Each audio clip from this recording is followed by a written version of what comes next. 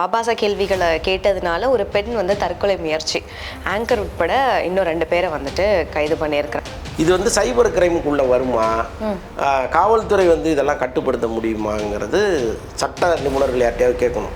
ஒருவேளை இப்படி கட்டுப்படுத்த முடிஞ்சதுன்னா உடனடியாக இறங்கி கட்டுப்படுத்தினா நல்லதுங்கிறேன்னா.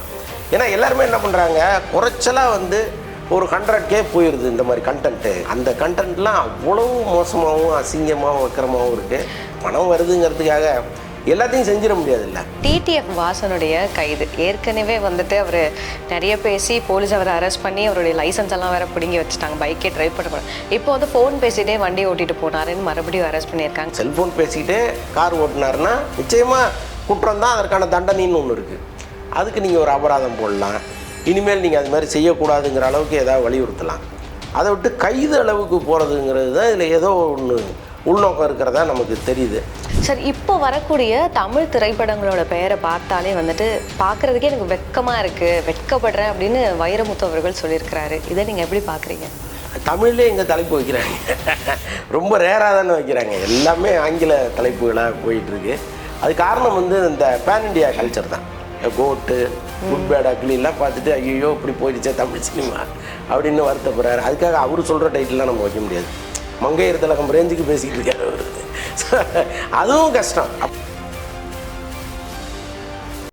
வணக்கம் வந்தனன் சார். வணக்கம் வணக்கம். எப்படி இருக்கீங்க? சிறப்பாக இருக்கேன்.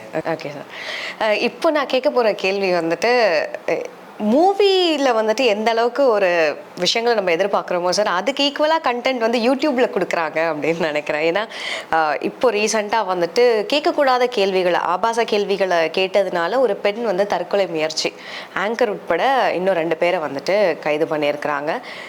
இந்த விஷயத்தை பார்க்கும்போது, இப்போ நீங்கள் ஒரு ரிவ்யூவர் தாண்டி நீங்களுமே ஒரு யூடியூப் சேனல் வச்சுருக்கீங்க. மற்ற யூடியூப் சேனல்ஸ் பார்க்கும்போது உங்களுக்கு இது பார்க்கும்போது எப்படி இருக்குது? கொஞ்சம் ஒரு அருவருப்பான கலாச்சாரத்தை நோக்கி யூடியூப் போயிட்டுருக்கோன்னு எனக்கு தோணுது. ஏன்னா இப்போ பார்வையாளர்களை ஈர்க்கணுங்கிறது தான் ஒரு முதல் கட்டமாக இருக்குது அவங்களுக்கு. அப்போ எதையாவது சொல்லி நாம் வந்து அவங்கள உள்ளே கொண்டு வந்துடணுங்கிற ஒரு எண்ணம் எல்லாருக்குமே வந்துடுச்சு. அதில் சில பேர் என்ன பண்ணுறாங்க, இல்லாத கதைகளை பொய்யை சொல்லி ஒரு பொய்யான ஒரு தலைப்பு வச்சு உள்ளே இழுக்கிறாங்க. சில பேர் என்ன பண்ணுறாங்க, ஆபாச கண்டென்ட்டுக்கு போயிடுறாங்க. இப்போது இந்த ரெண்டுமா இருக்கிறது இருக்குல்ல, ரெண்டுமே ஆபத்து தான். அதில் இது ஒரு படி மேலே வந்துருச்சு. எது? இந்த ஆபாசம்ங்கிறது. நிறைய சேனல் வந்து 18+ அப்படிங்கிற ஒரு சட்டத்தை பயன்படுத்தி இப்போ யூடியூப்பில் 18+ங்கிற ஒரு கேட்டகரி கொடுக்குறான். நீங்கள் அதில் பேசிக்கலாம். அதில் வந்து நீங்கள் முன்னாடியே போட்டுடணும், 18+ன்னு போட்டுடணும். அதுதான் அவங்களுடைய கோரிக்கை. அதை வந்து ஒரு ப்ளஸ்ஸாக எடுத்துக்கிட்டு நிறைய அசிங்கமாக பேசக்கூடிய பெண்களையும் ஆண்களையும் உட்கார வச்சு ரொம்ப வக்கரமாக பேச ஆரம்பிக்கிறாங்க. அது போய் எங்கே போய் முடியும்னு தெரியல. ஏன்னா இப்போ 18+ங்கிறது நீங்கள் தேடி போய் பார்க்குற இடமா இருந்தால் பரவாயில்ல, அது வருது. நீங்கள் ஸ்க்ரால் பண்ணும்போதே வந்து அது உங்கள் பார்வைக்கு படுற மாதிரி அந்த தமிழ்லாம் வருது. அப்போ அந்த யங் ஜெனரேஷன் இதெல்லாம் அறியாத ஒரு சின்ன பசங்க இருக்காங்க இல்லையா, அவங்க அது என்னன்னு பார்க்க போகிறாங்க. அது தேவையில்லாத ஒரு ஒரு ஒரு கலாச்சாரத்தை இங்கே உருவாக்கிட்டே இருக்குது.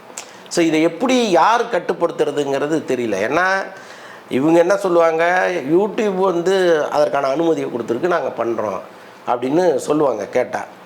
இது வந்து சைபர் கிரைமுக்குள்ளே வருமா, காவல்துறை வந்து இதெல்லாம் கட்டுப்படுத்த முடியுமாங்கிறது சட்ட நிபுணர்கள் யார்ட்டையாவது கேட்கணும்.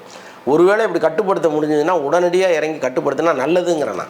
ஏன்னா எல்லாருமே என்ன பண்ணுறாங்க, குறைச்சலாக வந்து ஒரு 100K போயிடுது இந்த மாதிரி கண்டென்ட்டு. அப்போ அதுலேருந்து ஒரு பெரிய தொகை நமக்கு வந்துடுது.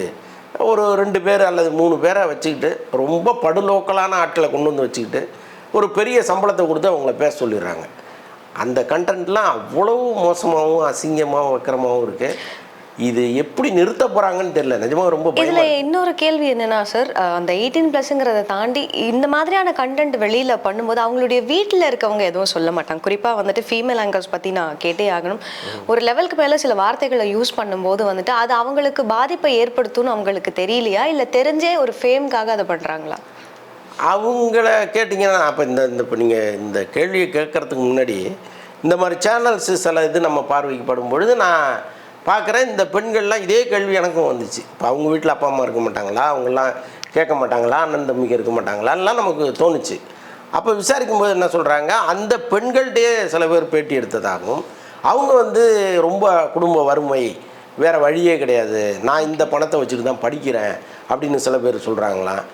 நான் தான் ஃபேமிலியே ரன் பண்ணுறேன், எனக்கு அப்பா கிடையாது, அண்ணன் கிடையாது, ஒரே ஒரு அம்மா, ரொம்ப ரொம்ப ஏழையான குடும்பம், நான் தான் இந்த ஃபேமிலியை ரன் பண்ண வேண்டியது இருக்குது, அதற்காக இப்படி பேசுகிறேன்னு அவங்க சொல்கிறாங்களாம். அதை எப்படி நியாயமாக நம்ம எடுத்துக்க முடியும்? நீங்கள் எங்கிருந்தோ நேபாளத்துலேருந்து ஒருத்தர் வரார் ஒரு குறுக்கா, வீட்டுக்கு 10 ரூபா கொடுக்குறதுங்கிறது பெரிய விஷயமா இருக்குது. ராத்திரி முழுக்க தெருவா சுற்றுறாரு. நல்லா யோசிச்சு பாருங்கள். மாதம் என்ன ஒரு 50,000 சம்பாதிச்சிட்டு போகிறாரு. ஒரு அதிகபட்சம் 10,000 ரூபா கிடைக்கிறது மிகப்பெரிய கஷ்டம். ஆனால் அவர் நமக்காக இந்த நாயெல்லாம் இருக்கும், நைட்டு முழுக்க நாய்கள் தெரியுது, அப்படியே போகிறாரு. அவர் எங்கேயோ படுத்து தூங்கிட்டு காலையில் காசு கேட்கல. நம்ம பார்க்குறோம் ராத்திரி 12 மணி 1 மணிக்கு டக்குன்னு ரோட்டில் தட்டிட்டு போகிறாரு. அப்போது நீங்கள் அவங்கெல்லாம் நினச்சிருந்தா எந்த தொழிலை வேணாலும் பண்ணலாம்ல, திருட முடியாதா என்ன அவர்?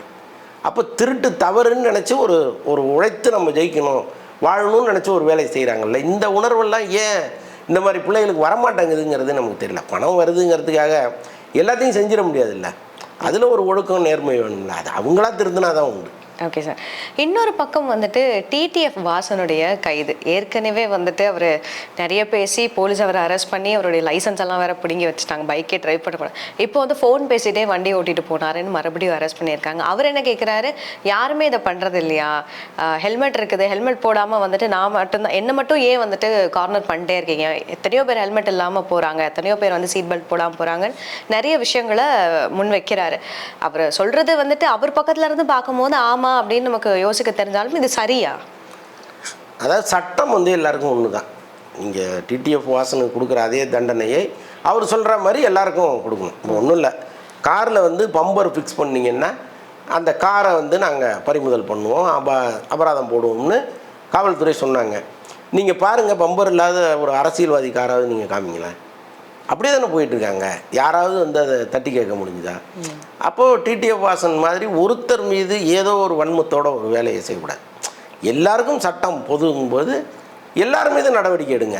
அல்லது இப்போ அவர் செல்ஃபோன் பேசிக்கிட்டே கார் ஓட்டினார்னா நிச்சயமாக குற்றம் தான், அதற்கான தண்டனைன்னு ஒன்று இருக்குது. அதுக்கு நீங்கள் ஒரு அபராதம் போடலாம், இனிமேல் நீங்கள் அது மாதிரி செய்யக்கூடாதுங்கிற அளவுக்கு ஏதாவது வலியுறுத்தலாம்.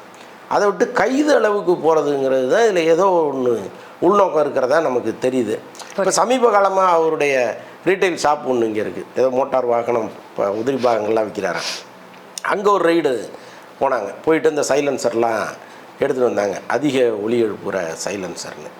அப்போ கடந்த சில நாட்களாக அவர் மீது ஏதோ ஒரு குறி வைத்து ஒரு தாக்குதல் நடக்கிறதா நம்ம உணர முடியுது. பட் அதற்கு பின்னணி என்னன்னு தெரியல, ஏதோ ஒரு வலுவான பின்னணி இருக்கணும். இப்போ சவுக்கு சங்கர் உள்ளே போகும்பொழுது அவர் காவல்துறையில் பெண் அதிகாரிகளை இழிவாக பேசினார், அதனால் உள்ளே போனார். இப்போ அதற்கான பலனை அவர் அனுபவிச்சுட்ருக்கார். அந்த மாதிரி இவர் காவல்துறையை எங்கேயாவது சீண்டிருக்காராங்கிறது கவனிக்கணும். ஏன்னா வெளிப்படையாக அவர் எங்கேயுமே பேசலை. ஒருவேளை எங்காவது அவர் இப்படி ஒரு கருத்தை தெரிவித்து அது மற்றவர்களுக்கு தெரிஞ்சு, காவல்துறையில் இருக்கிற முக்கிய அதிகாரிகளுக்கு தெரிஞ்சு ஒருவேளை இது நடக்குதான்னு தெரியல. ஆனால் அவருடைய ஏஜுங்கிறது பார்த்திங்கன்னா இப்போ தான் மெல்ல வளர்ந்து வர்றாரு.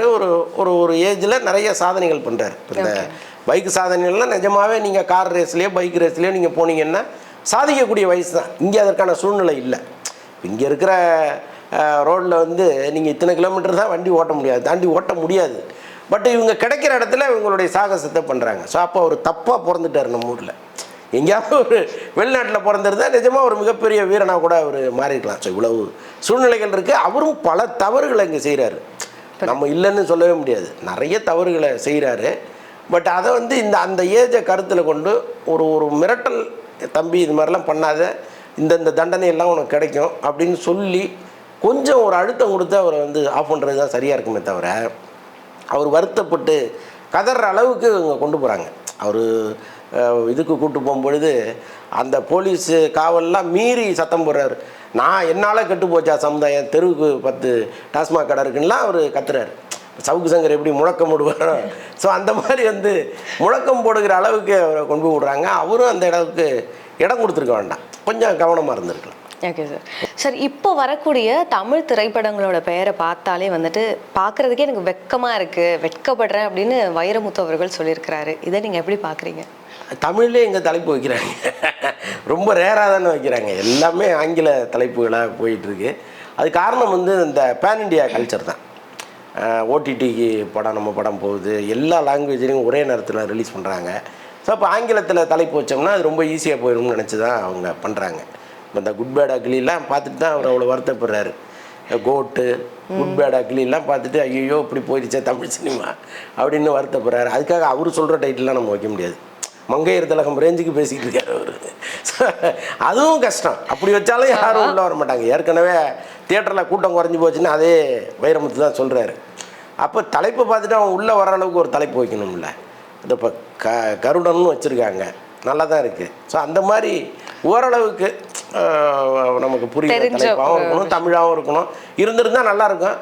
பட் எல்லாமே இங்கே எல்லாருக்கும் ஒரு காரணம் ஒன்று வச்சுருப்பாங்க. ஏன் அப்படி பண்ணுறேன்னா நான் இதனால் இப்படி பண்ணுறேன்னு ஒரு காரணம் வச்சுருப்பாங்க.